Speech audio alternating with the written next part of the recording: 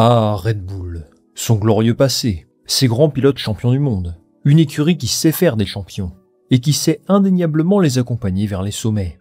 Mais il y a un petit détail qu'on oublie souvent dans cette belle histoire.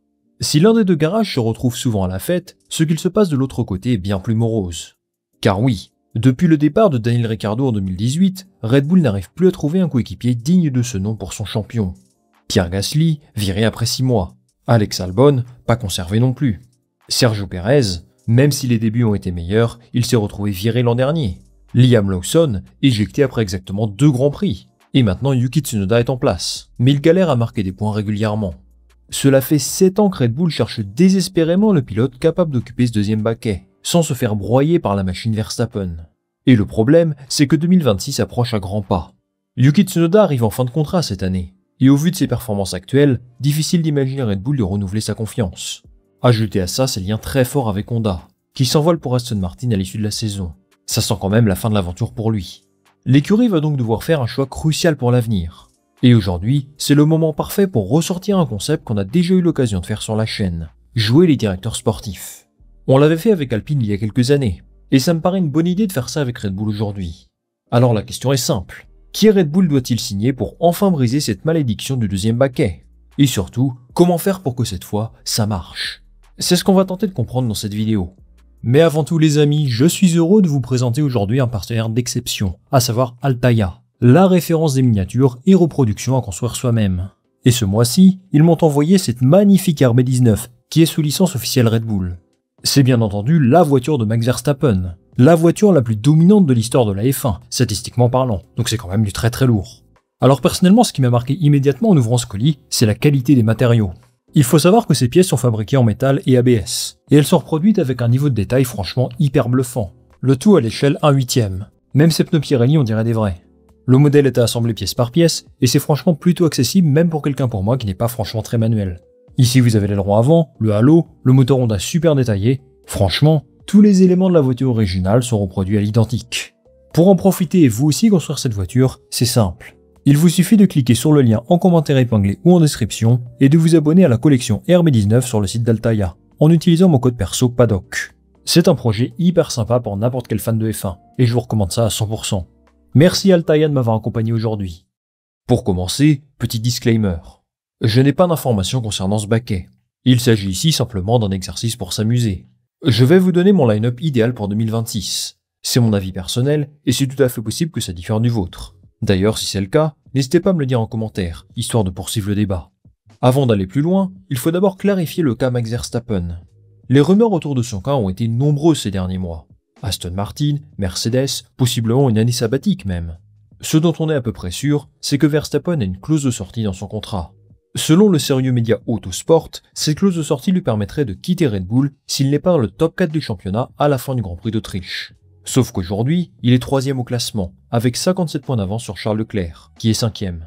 Et toujours d'après Autosport, s'il garde plus de 50 points d'avance après ce week-end en Autriche, cette fameuse clause de sortie ne sera plus valide.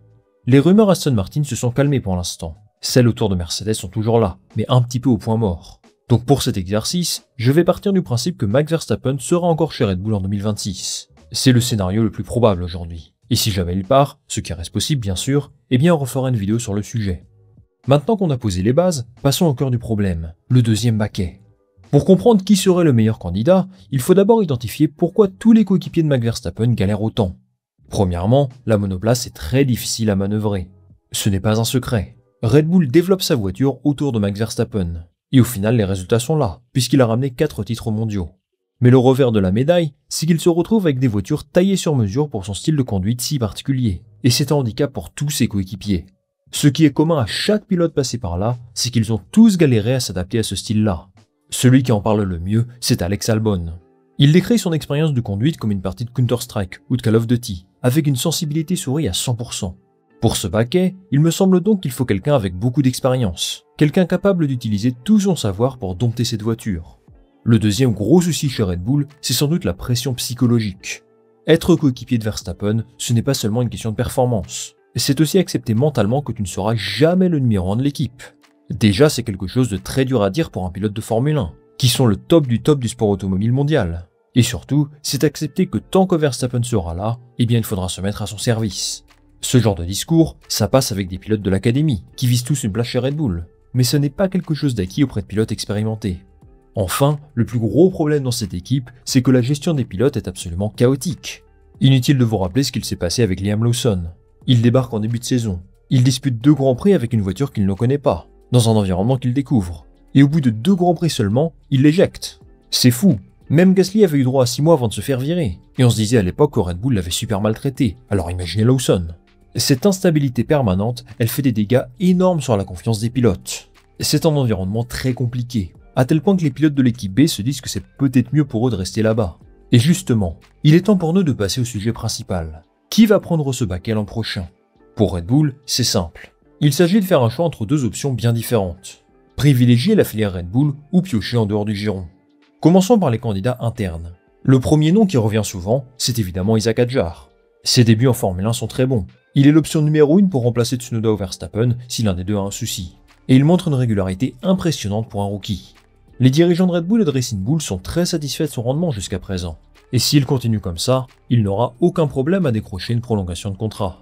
Le problème pour Red Bull, c'est qu'en privilégiant une promotion pour Isack Hadjar, eh bien ils savent qu'ils risquent de briser sa progression. Isack lui-même l'a confirmé en interview, il ne se sent pas encore prêt pour ce baquet.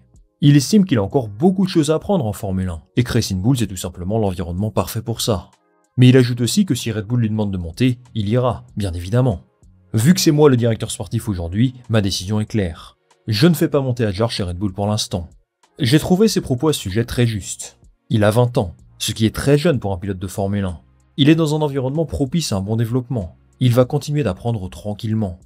Attendons de le voir à l'œuvre sur une saison complète, de confirmer ça chez Racing Bull l'an prochain. Et à partir de là, on pourra prendre la décision de le faire monter ou non. Je pense qu'à un moment ou un autre, Isack aurait les qualités pour prendre le deuxième baquet Red Bull. Mais je doute de la capacité de cette équipe à le mettre dans les bonnes dispositions, et c'est là le problème. Pour que ça marche, il faudrait qu'ils opèrent de grands changements dans leur gestion des pilotes, dans la façon de développer la voiture peut-être, pour qu'elle soit à la fois très performante pour Verstappen et accessible pour le deuxième pilote. Pour eux, c'est un vrai casse-tête. Et à l'heure actuelle, je crois que Red Bull n'est pas capable d'offrir ça à Hadjar. Deuxième option, Liam Lawson. Techniquement, il est sur la liste lui aussi, mais j'ai vraiment du mal à le voir revenir chez Red Bull. Hadjar est meilleur que lui jusqu'à présent, et donc son avenir se jouera plutôt face à Arvid Lindblad, le jeune pilote de l'académie, qui vient d'obtenir une dérogation pour avoir une super licence d'ailleurs, et qui va donc rouler en essai libre très prochainement. Troisième option, garder Yuki Tsunoda. Ça me semble peu probable, car ses résultats ne sont pas à la hauteur aujourd'hui. Sans le soutien d'Honda, qui a eu un impact très conséquent dans sa carrière chez Red Bull, eh bien je ne l'imagine pas rester. Alors il existe une possibilité que Red Bull le garde, s'il change d'approche, et qu'il décide de miser sur la stabilité à long terme, et qu'il réussisse à donner vraiment les moyens à Tsunoda de s'épanouir comme second pilote, alors il pourrait rester. Mais dans le contexte actuel, je pense que cette hypothèse reste peu probable. Vous comprenez donc ma position sur le sujet. À mes yeux, la meilleure solution serait donc de piocher en dehors du giron Red Bull. Et je dois vous avouer que c'est compliqué de trouver quelqu'un qui coche toutes les cases. Pilote d'expérience, qui accepterait un statut de numéro 2, qui serait capable de supporter la pression chez Red Bull. Ce n'est pas évident, vous l'avouerez. Mais j'ai identifié quelqu'un qui serait, à mon sens, le coéquipier idéal pour Verstappen. J'ai d'abord pensé à Valtteri Bottas. Alors ce n'est peut-être pas l'option la plus attractive sur la grille, mais il a des arguments en sa faveur. Il sait ce que c'est que d'évoluer dans l'ombre d'une légende du sport, d'assumer un statut de numéro 2. À l'époque Mercedes, il était souvent critiqué parce qu'il ne ferait pas un vrai challenge à Hamilton. Mais il faisait généralement bien le boulot quand il avait un coup de moins bien. Il finissait souvent sur le podium, prenait quelques victoires en pole position. Bref, il a un passif dans ce rôle-là, qui peut matcher avec les attentes de Red Bull. Maintenant, est-ce qu'il est capable de faire ça encore aujourd'hui? Je ne sais pas. Autre chose, je trouve qu'il est plutôt sous-estimé à cause de sa dernière saison chez Sauber. Il ne fait pas un mauvais exercice l'an dernier. Simplement, il n'a pas marqué de points la seule fois où son écurie en avait la possibilité. Mais si l'on regarde ses statistiques en détail, il a largement battu son coéquipier la plupart du temps, donc il me semble loin d'être fini. Il a d'ailleurs confié qu'il y a eu des discussions avec Red Bull, preuve qu'il y a un intérêt. Mais selon lui, certaines personnes n'apprécieraient pas suffisamment son profil, donc c'est peu probable qu'il s'engage là-bas. Il reste à mes yeux une option possible, et pas si logique que ça quand on regarde le marché. Cependant, je vois un pilote sur la grille beaucoup plus cohérent, et qui collerait parfaitement au profil recherché. Je vous parle d'Alex Albon. Albon est parti sur les bases de la meilleure saison de sa carrière. Statistiquement parlant, il a l'avantage sur Carlos Sainz pour l'instant, et il a marqué énormément de points, largement plus que ce que Williams espérait. Cela fait quelques années qu'on sent qu'il a passé un palier, et cette saison, il vient confirmer à 100% tout le bien qu'on peut penser de lui. Alors je vais apporter une précision immédiatement. Mon envie personnelle, c'est qu'Alex Albon reste chez Williams. Il est là depuis 2022. Son équipe évolue positivement cette année. Et j'ai toujours eu envie de le voir réussir dans ce projet. Et pourquoi pas essayer de ramener Williams au sommet ces prochaines années. C'est vraiment ce que je veux voir d'un point de vue personnel. C'est extrêmement clair. Maintenant, dans le cadre de cet exercice, où je me mets dans la peau d'un dirigeant de Red Bull, je rappelle, je mettrai tout en œuvre pour le convaincre de revenir dans l'équipe. Et ce, pour des raisons sportives et économiques. Premièrement, il y a peut-être une sorte d'esprit de revanche chez lui. Il va avoir 30 ans l'an prochain. Et peut-être qu'il veut prouver qu'il n'est plus ce jeune pilote qui se faisait torpiller par Verstappen. Il a davantage d'expérience, des résultats cohérents avec Williams. Il n'a jamais semblé aussi prêt pour le haut de tableau. Deuxièmement, j'avancerai que c'est peut-être sa dernière opportunité de jouer des victoires. Rookie mis à part, il est l'un des seuls pilotes d'expérience sur la grille à ne pas avoir connu les joies du succès en Formule 1. Et rien ne garantit que Williams réussisse à lui offrir ça, quand bien même les résultats sont plutôt encourageants dernièrement.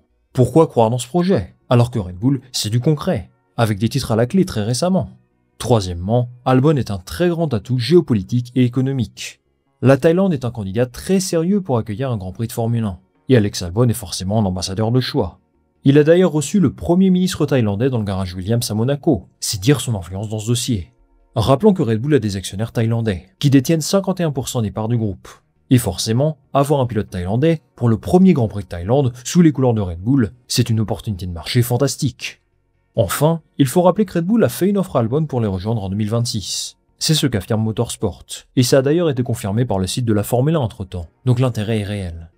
Si j'étais à la place des dirigeants de Red Bull, je ferais donc une proposition de contrat importante à Albon pour le sortir de Williams. Ce sera quelque chose de compliqué à concrétiser, pour deux raisons. D'abord parce qu'il a l'air de croire dans le projet de Williams, qu'il se sent très à l'aise là-bas. Et surtout, c'est une meilleure situation qu'être le numéro 2 de Verstappen. Enfin, il y a aussi le sujet des règlements de 2026, où son moteur Mercedes a de grandes chances d'être meilleur que le moteur Red Bull. Et vu comme la performance moteur sera cruciale l'an prochain, ça pèse forcément dans la balance. Quoi qu'il en soit, voici mon line-up idéal pour Red Bull en 2026, qui nous replonge un petit peu en 2019 et 2020. Si Alex Albon ne peut pas se faire, il y a un autre pilote sur la grille qui pourrait, à mon avis, convenir à Red Bull. Il n'a jamais remporté une course, il ne s'est jamais invité sur le podium. Et pourtant, je pense que Nico Hülkenberg a toutes les qualités pour devenir le coéquipier de Max Verstappen. Premièrement, il est très expérimenté. Seul Hamilton et Alonso ont disputé plus de grands prix que lui. Ensuite, il évolue dans une équipe de bas de tableau, et le projet Audi ne lui permettra pas d'évoluer en haut de l'affiche l'an prochain. C'est en tout cas très peu probable. À 38 ans, signer chez Red Bull serait une opportunité de carrière incroyable pour lui. Il accepterait sans doute la proposition, même si c'est pour être un numéro 2. Ça resterait la meilleure écurie jamais fréquentée pour lui. En plus de ça, il a une excellente relation avec Max Verstappen, qui approuverait sa signature, sans doute. Surtout, il est toujours très bon, comme l'attestent ses résultats en ce début de saison. Si Alex Albon ne souhaite pas se libérer de Williams, Hülkenberg serait donc un excellent plan B à mon avis. Reste à voir combien ça coûte de racheter sa dernière année de contrat chez Audi, mais je pense que ça peut valoir le coup. Et maintenant les amis, j'attends votre avis en commentaire. Qui selon vous doit accompagner Verstappen en 2026 ? Albon, Hadjar, quelqu'un d'autre ? Dites-moi tout ça et je lirai ça attentivement. Merci beaucoup d'avoir suivi cette vidéo jusqu'au bout, j'espère que celle-ci vous a plu. Si c'est le cas, pensez à liker cette vidéo, à la partager autour de vous et surtout à vous abonner, ça m'aide énormément en termes de référencement et de visibilité. On va se retrouver très vite pour une nouvelle vidéo. Salut, à la prochaine.